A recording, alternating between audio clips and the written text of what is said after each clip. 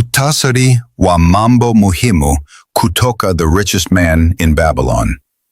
Kanuni ya kwanza: lipa wewe kwanza, pay yourself first, ndiyo msingi wa utajiri.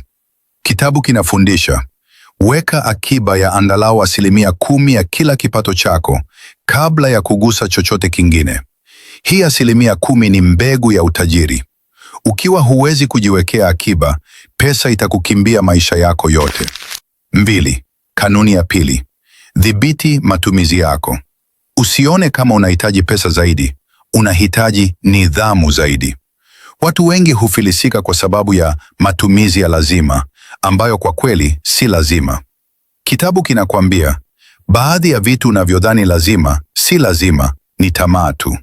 Kanuni ya tatu: fanya pesa ifanye kazi kwa ajili yako. Hii ndiyo falsafa ya uwekezaji. Akiba bila kuwekeza haitakujenga. The Richest Man in Babylon inasema, pesa yako lazima iwe kama mfanyakazi, lazima izae faida hata ukiwa umelala. Mfano, biashara ndogo, kilimo, mali isiyohamishika au uwekezaji unaorudisha pesa taratibu.